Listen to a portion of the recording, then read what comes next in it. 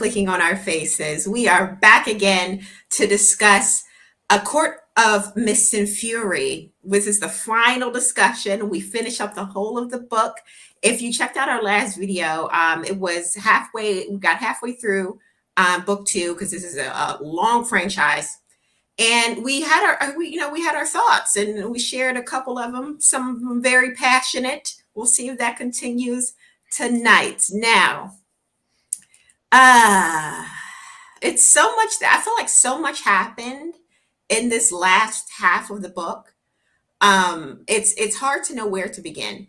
As I mentioned before in our previous review of the first half, I do feel like this author made a conscious decision to spread the action out throughout the book. It was action in the first half, it was action packed in the second half. So I feel like she definitely learned from that mistake in the first book where everything was kind of like compacted into like the last couple chapters. But when, okay, Farah already kidnapped, quote unquote, kidnapped by Rhysand. She's living with him over in the night court, and he got him and his lost boys with a couple of girls sprinkled in there. They're going, they're going on a mission to retrieve this book. We have them going all over the land. A lot of characters. I don't know how you ladies feel about how many characters we got in this book, but I couldn't keep up. So many people. When we get to the summer court, right? There was almost like, okay, clearly her job was to kind of seduce Turquoise or whatever his name is in order to convince him to kind of show them where the book is or where this artifact is. I kind of felt bad for him. You know, he's on the younger side of being a fae. We say he's only like 80 years old, more age appropriate for her than, you know, the 500-year-old Rhysand or however old he may be. But we did get a really cool like action sequence when her and I believe it was Moore had to go retrieve the artifact, and I really enjoyed that scene. Yeah, and when we get, what'd you say? Her and Amryn.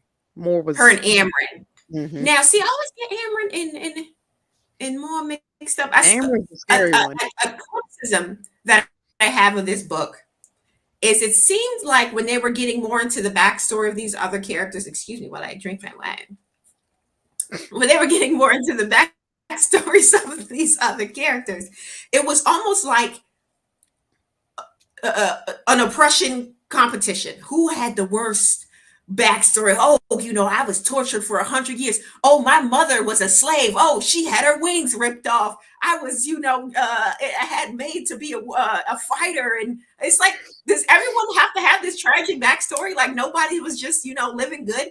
It almost felt like she was just trying to make one story worse than the other. And it felt a little forced to me. I don't know. There's not one good history in these band of brothers. I don't know how you guys felt about it, but I was reading, I was like, okay, what else is about to happen? Somebody about to be what?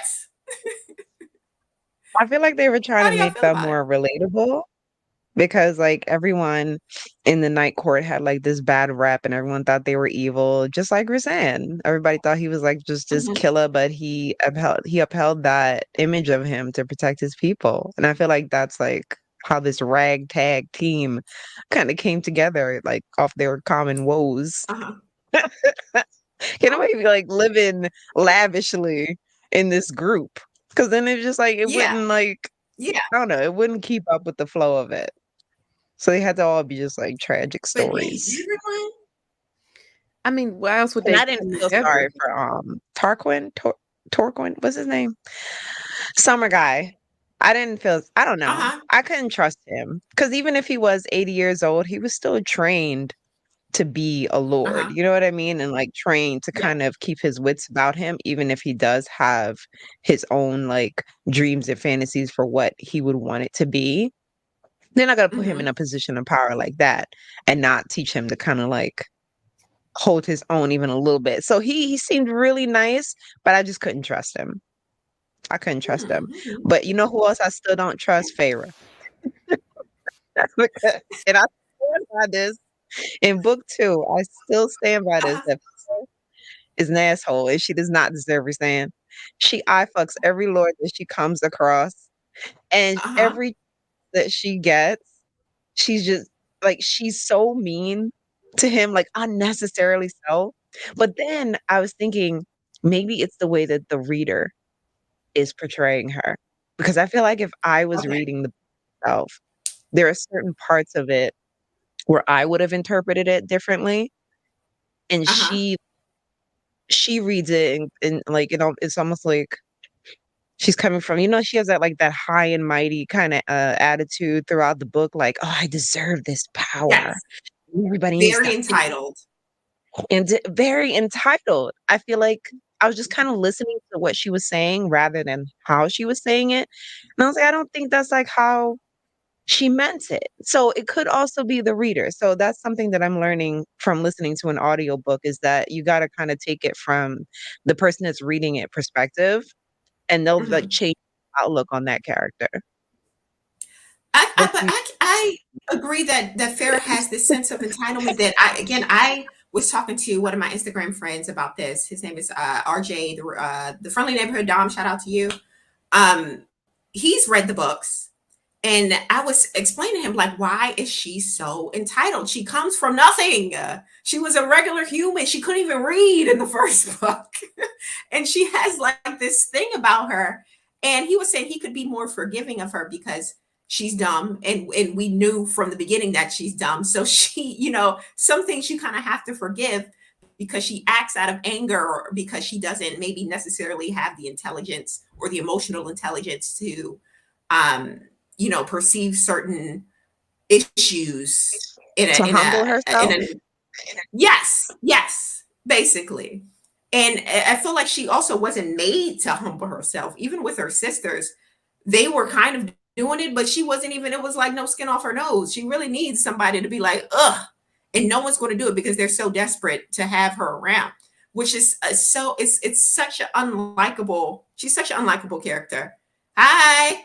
Thanks for watching, Chris. Thank you, thank you, thank you.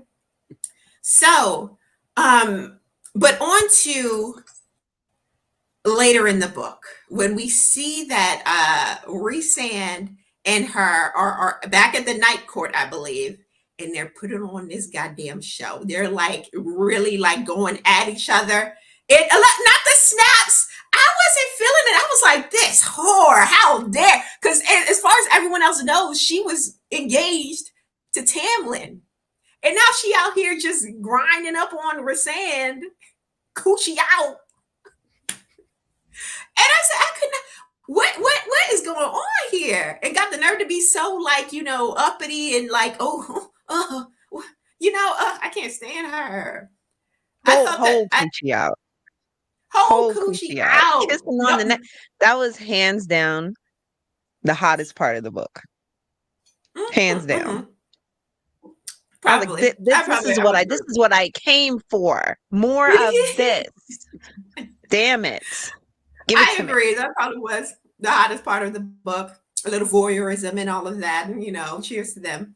But, Better than the real thing though. huh? It was actually hotter than when they actually got together. I was Oh, very yes. disappointed. Yes. I Yeah. agree. And all of this build up with him and the wings, and saying how the wings are like, oh yeah, if you touch a fairy's wings, it's like a fucking like instant orgasm or something. And it was weird because on top of it being so lackluster, they were playing this weird ass triumphant hero music. It wasn't sexy at all. It was like something you would play in a parade or something. I was like, what kind of fucking music is this that they picked for this moment? Speaking Uh, of pass. the dramatized version, and I mentioned this to Danny say so privately, but I feel like when we did get to the spicy scenes, Farrah's narrator was pulling her weight. Good job. Yes, yes, doing the dang thing, making it work, right?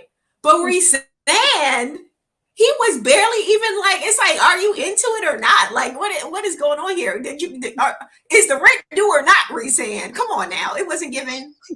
It just didn't seem like he was into it. Like he was really into it. The narrator, it wasn't giving what it was supposed to give. It wasn't passionate enough for me. The Ferris narrator, bravo, when it comes to the passionate scenes. Rhysand, he needs to go back to practice. He needs a little more help. I don't know how you guys felt about it, but when I was listening to it, I was like, is this guy even like, he was barely even there. They could have did it without him, honestly. It was like, why are you here? I don't know Maybe how he you felt wasn't about used to Stephanie. that.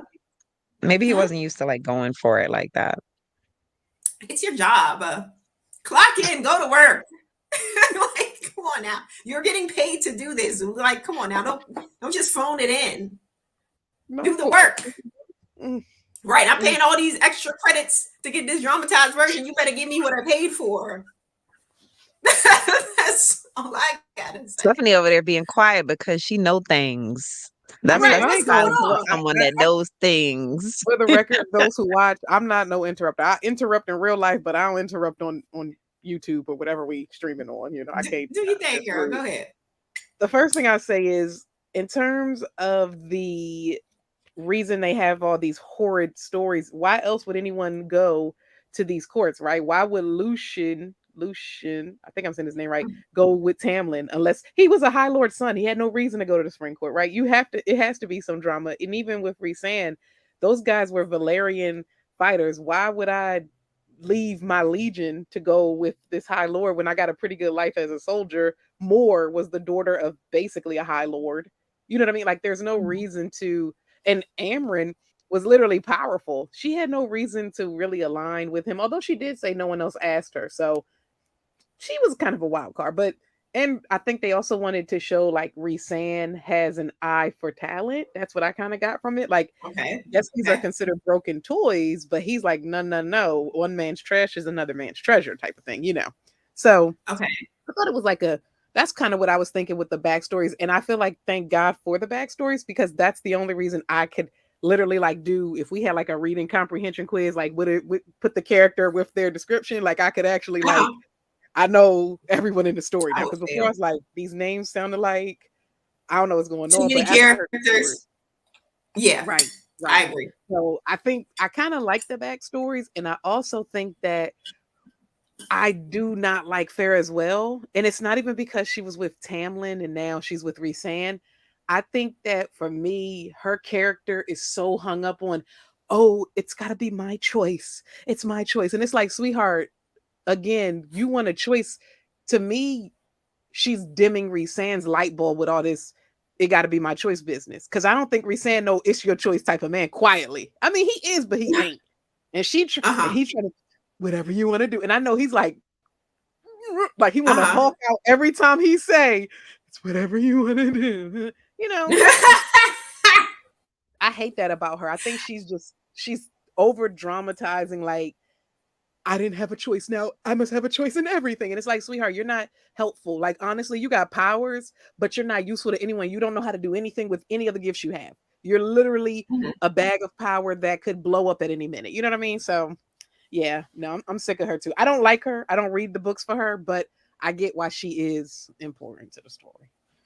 But why is she so like it seemed like this, oh, I need a choice, I need freedom, just came out of nowhere because she's never really struggled with that. Or at least the writer never shown that she struggled with being contained before. Like even when she was a human, she was out there free in the fucking woods, hunting and doing whatever she want, wearing what she want, sleeping with who she want. She had a whole fuck buddy back in the village. So it wasn't like she was like this sheltered, like, oh, I'm always got to be in the house. And now I'm finally able to break free and Tamlin's like trapping me in. No, she's always had that. So it's like, why is she so like, I don't know. I don't get it.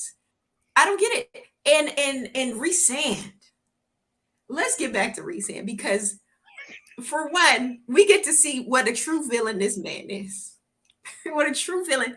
Because back to Farah, when she gave him that little fake A name, right? She gave him the Mm. fake name of the girl in the village, the one minding her business, right? Don't know what's Rest in going on. peace. Rest She in peace. tells Rhysand, and Rhysand tells Amarantha, and Amarantha go and torture this girl, and he go and kill her and the family just because of Farah. Just because of No, Farah. He said he thought it was a fake name, though. He did say he thought she just made a name up. He didn't realize she knew the girl. He did say that. So I don't know if you can, villainize him for that one. If she would have just gave a name out the air, there wouldn't have been no one for him to even turn in. But he was like, all right, yeah, let me give her this girl's name, knowing that this wasn't really her. And then instead of helping this girl escape, he decides to kill her. He took her out of her misery. He said he just ended it to stop the torture. Come on now. He did what he could. He didn't know the girl was no. I don't agree. No, he's the villain. No. He's a villain, and I'll take it one step further. The villain who they're trying to villainize this whole goddamn series after book 1 is Tamlin, and I'm like, Tamlin is not the villain here. Tamlin is not the villain here. Tamlin, if I was talking to my friend about it, like if you think about it, from Tamlin's perspective, he's at his wedding day. And another man comes and snatches his woman the day of the wedding. Because again, she never told Tamlin that, hey, I don't want to get married. Hey, I'm having second thoughts. She never verbalized that to Tamlin. And as far as what he was doing, he was going searching, over the river and through the woods for a spell to break this bond that Rhysand forced on her in the first book, right? So it's like he's doing all this for her. Next thing he knows, she's abducted. No word for months, and he gets a letter in the goddamn the mail, snail mail, talking about I'm fine, don't come looking for me. That looks like it could have been written under duress. He has no idea. He hasn't spoken with her. He hasn't seen her in months. So of course he wants answers. This is his fiance. Like he was in love with her. And the way they're trying to villainize this man for trying to find and rescue in his mind his fiance is ridiculous. She could have literally just spoke and use all of that anger to vocalize, hey, I'm not feeling this. I don't want to get married to you. I want my freedom, right? Never did that. So why is it that we're made to believe Tamlin is this horrible, evil man for trying to rescue his fiance who was abducted the day of their wedding? Because it's not his turn anymore. It's Rhysand's turn. Next question. I humbly disagree with Cedar Superior completely. The woman. How? What did Jay-Z say? Does anyone remember when Jay-Z said, actions speak louder than words. You ain't heard it from me. I'm a mother effing verb, something like that. This girl is skin and bones. She's withering away. How much more a bride is glowing. A bride is blushing. This girl is a hollowed out version of herself. She was saying it without saying it. A blind man can see she ain't want to marry that man. I gotta agree with C though, because this girl had she could have been on her deathbed. This girl has never not had something to say in this book. She had all that mouth for everybody. And even as soon as Rhysand took her, she still had all that mouth. So not once did she say to Tamlin, no, I don't want to marry you. She just came She's gonna take all his riches. And that's it. Died. She got nightmares now. She came alive when Rhysand took her. That's why she got all this mouth now. She had just came back to life. She had just died. She was. But the nightmares going up there night. Tamlin wasn't even.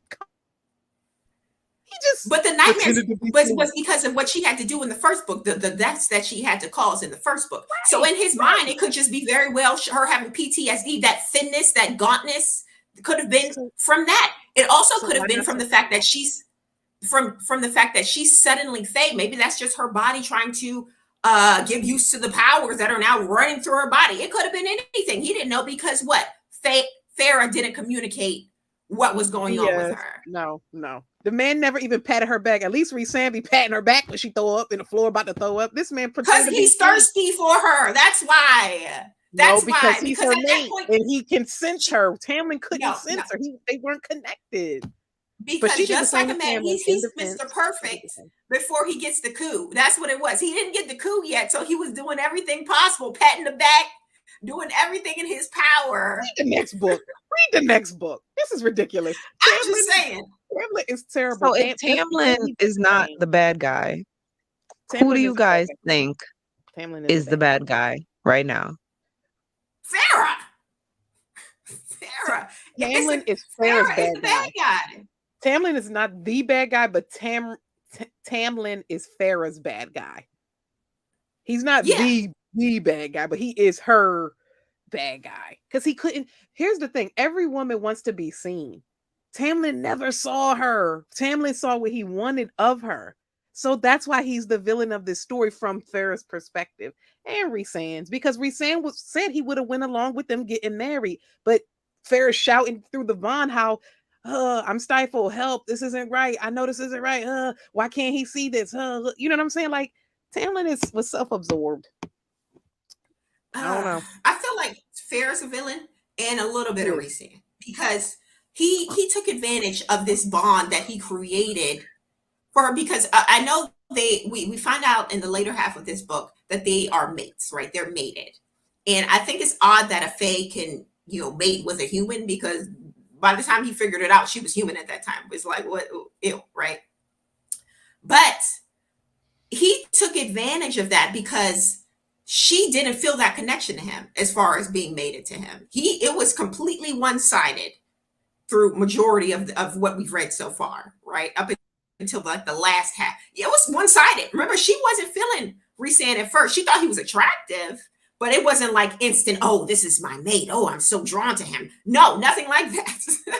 So he took advantage of that, of his desire to be close to her, forced her into this bond with the tattoo, this, the telekinetic bond, and seduced her into being his mate. He is the villain as well. We're going to call it what it is. He's the villain as well. And then he wants to tell her all these sob stories. Oh, my past is so dark, trying to, make her feel like, oh, poor Rhysand. This man is the most powerful lord. I swear to God, they said that. So there's only but so much sorrow I can have for the man who's the most powerful of his kind. Like, sir, there's no sorrow left in me for you. Sorry. No, I can't. He's the most powerful of his kind, but he is on a leash for Valaris. That's the name of the place, right? Mm-hmm. He is on a tight leash. And that's what's been keeping him in check this whole time. That's why he's been fighting to uphold this super scary image of him. Even though he has all this power, he'll crumble if anything happens to Valaris. And now he has another leash, Feyre. And she's a wild card. And that's why I think she's the villain, because she's just doing everything that she wants to do. She's not thinking about anybody else when she makes any decisions, as she has shown when Valaris actually got attacked, which I thought that was so stupid that he even let the queens know about the place. She ran off to go chase the whatever that monster was called. And I was thinking the whole time, if I would have wrote this book, I would have wrote it as that was a trap for her, because they knew that she was going to go after the monster, and I'd have took her ass straight to the King of Highburn. But this is it's a little more fairy tale, and she got the kill, and she did it all by herself. But it was very selfish of her to do that. She was supposed to go back. She knows that Rhysand prioritized her, and she didn't care about the people that were going on. She just cared, let me go get this guy because I got all these powers. Like, please, like, there's so many times I just want to be like, can you please just sit down and shut the fuck up? Learn something. Like, you literally just became immortal, and you walk around here like you weren't just this 14-year-old girl starving in the woods hunting, and you just happened to fall into this life. You've done nothing to earn it. Nothing. And did they say at any point, did she feel like Rhysand was her mate? I might have missed that. Like, was it like, oh, I had this one moment where it was this whoosh? I feel like because she has everybody else's power, that she's going to have some weird ass mating bond with all of them. You know what? I wouldn't be surprised. That's my theory right now. And that's why I feel like she just clicks with everybody. She can just fall in love with all of them. And she didn't feel the same way about Rhysand. I feel like she's going to have some weird ass love connection with all of them. She going to be the next damn Amarantha. Huh? And they did compare her to Amarantha too at one time in the book. Yes, they did. But you're right. Why didn't she feel it with Tamlin then? Huh? Why didn't she feel it with Tamlin though? Because she was Fae when her and Tamlin were supposed to get married, and she could literally not stand Tamlin anymore. She was over it. They'll probably like bring him back later on. He'll do something, some kind of redeeming action where he puts his life on the line or some shit like that and bring him back in the loop. You know they can't leave nobody out the loop. That's true.